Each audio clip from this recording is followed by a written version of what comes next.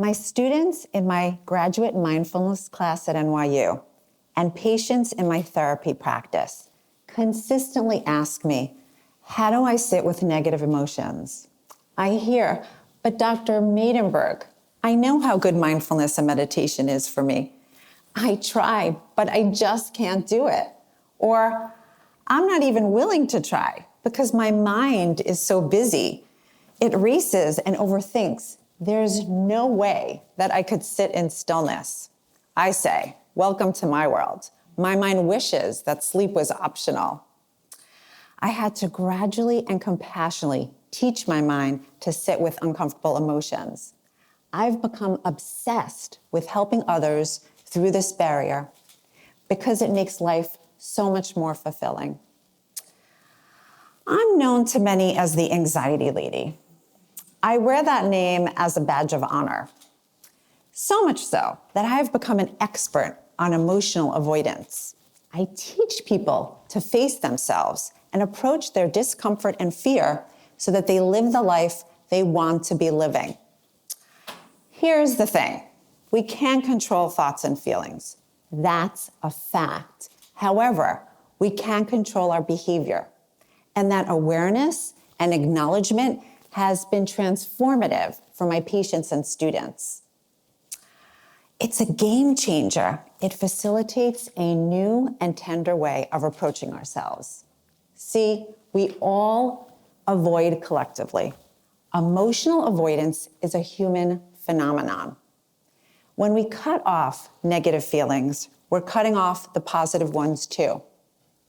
When we do that, it makes it much more difficult to notice all that we're grateful for and to be in the present moment with our joyfulness. Why have we become so emotionally avoidant? We avoid, deny, disregard, and distract, and find other masterful ways of distancing from ourselves, from our own selves. We're taught to do that. Think about Tammy, who's struggling through medical school. She finds herself anxious and preoccupied. When she was growing up and feeling distressed, she tells me her parents would say, "That's not anything to worry about.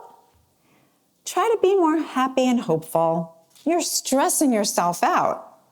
You don't have a reason to feel that way.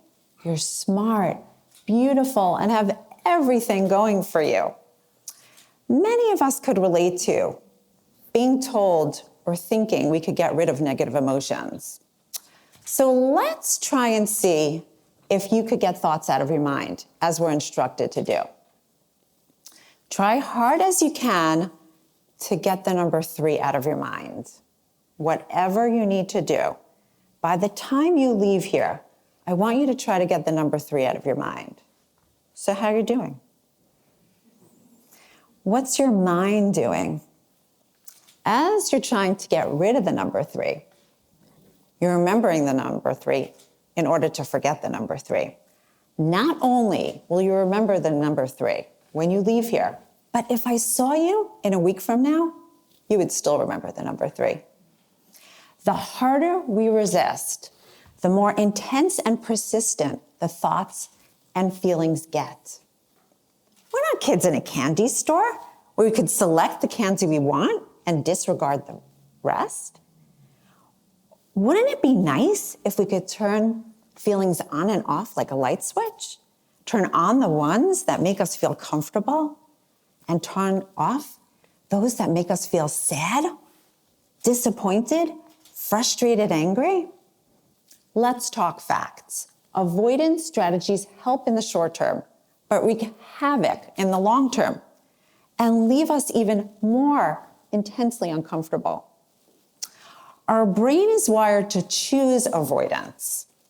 And when we do, we never effectively get to process our feelings. We're compelled towards instant gratification and unhealthy habits.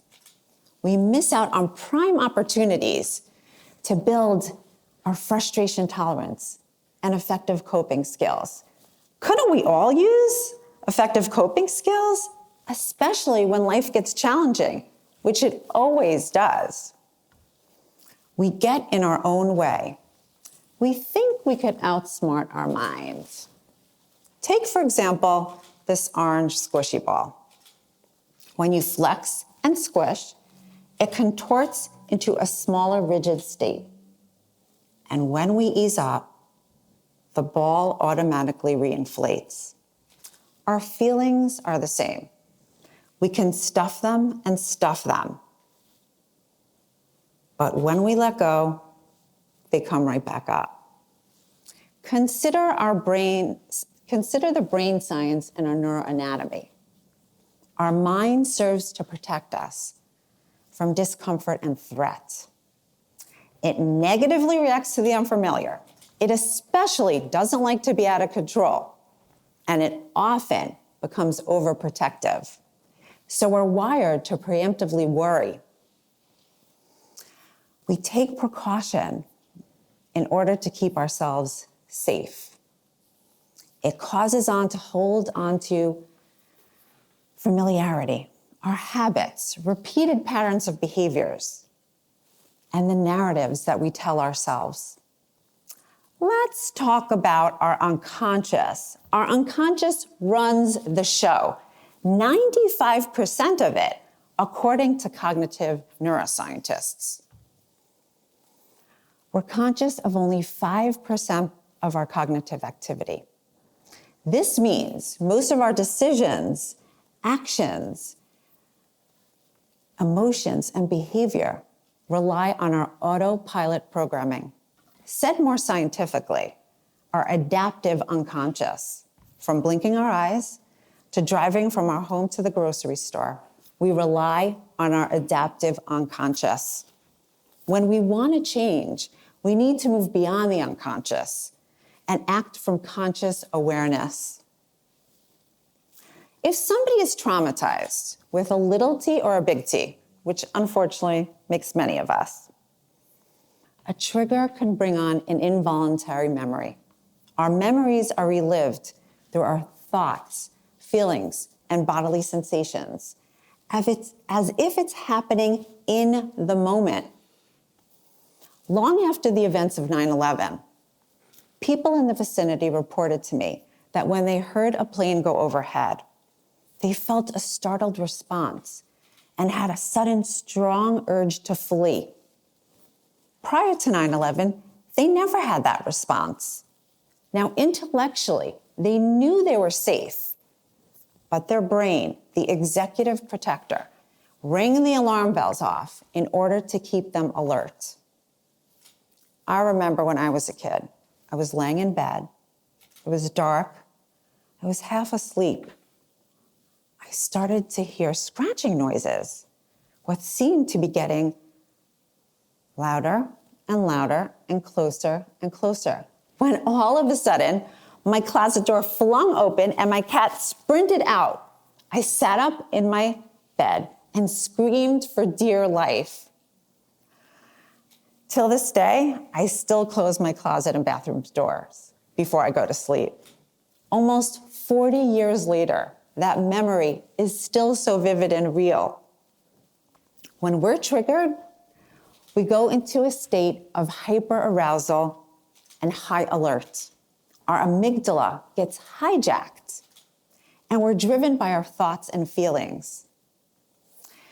Because of the changes to our neural pathways, it becomes challenging in our ability to approach future situations more broadly and flexibly.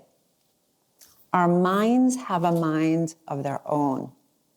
In addition to our biological struggle with irrational and unwanted thoughts, we are conditioned to always be happy, positive, and hopeful. This inevitably causes us to be unhappy because of the pressure and failure to be happy. Our thoughts and feelings evolve based on our families, how we're socialized, our race, religion, how we identify, among many other things. We never formally learn how to manage or self-regulate our emotions, which brings on a whole other layer of complication. The problem is we've been approaching our avoidance all wrong. We think we need to sit on a cushion for an hour at a time and bring up hard, gutful, wrenching memories on an unending loop. We think that it totally has to suck, and it doesn't. Our negative emotions inform us of what's important and meaningful to us. They remind us of our values. They guide and instruct us of who we are, who we want to be, and the kind of life we want to be living. We'll be more curious and flexible if we rely less on our thoughts and feelings and more on our values. Try this with me. Cross your arms and squeeze tight. And as you open your arms, feel the expansiveness. On a count of 3, 1, 2, and 3. I invite all of you to think about opening yourselves up to your thoughts, feelings, and sensations, and whatever comes your way. You could leverage this physical cue in order to expand your mental experiences. This is a census-based metaphor. It allows us to start where we are and to gradually and incrementally open ourselves up to uncomfortable feelings. It's a primer for engaging in a conscious awareness practice. We start off slowly, we build up incrementally, and desensitize to emotional avoidance. In other words, we can overcome emotional avoidance and heal ourselves. So this is just one census-based metaphor. What was that number? Thank you. The squishy ball, the candy store, the light switch. I use many of these metaphors in the acceptance and commitment therapy and eye movement desensitization reprocessing work that I do. I use them specifically as a non-evasive, gradual means to expose and desensitize to emotional avoidance. They work directly on emotional avoidance. Metaphors open the creative side of our brain, the part that's stimulated by images, ideas, and concepts. And they're easily integrated into our memory because they're sensory-based. They're easily actionable, impressionable, and positively impact on our willingness to be with discomfort. These metaphors are used from our natural environment. They're census-based, and they're cues to continually remind us to lean into our thoughts and feelings. Here's another. Imagine yourself looking into a mirror. When we look at ourselves, we don't really see ourselves. Imagine looking deeply into your eyes. You can notice a history, a set of emotions, your human strength and frailty. You could also inspire and empower by a wink, a high five, a fist bump, or saying an affirmation or a mantra like I am okay, or I am enough just as I am. It's a powerful visual stimulus for just being with whatever emotions show up. Finally, imagine yourself approaching a situation that scares you. For my son, it was the King Dakar roller coaster at Six Flags Great Adventure. He was a terrified 10-year-old. I'm gonna say to you what I said to him. You could be scared and ride the roller coaster if you're willing. The people in line in front of us had a boy of a similar age. He was equally as terrified. I heard the parents say to him, "Don't worry. It's not scary. You'll be okay." Now I realize they are not ACT and EMDR therapists.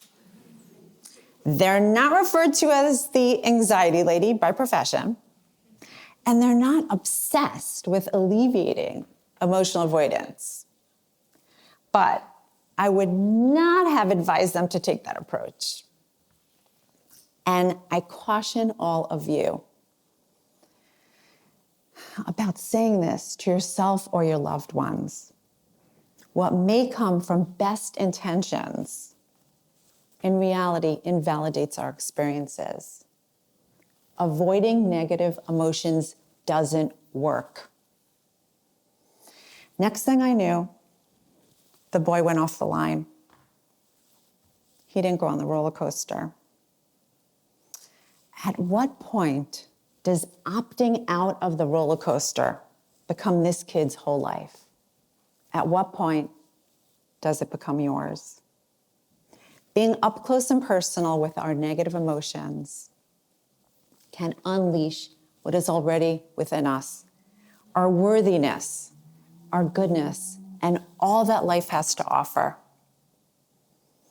Through being conscious and connected, we could find our vitality and our best self. Thank you.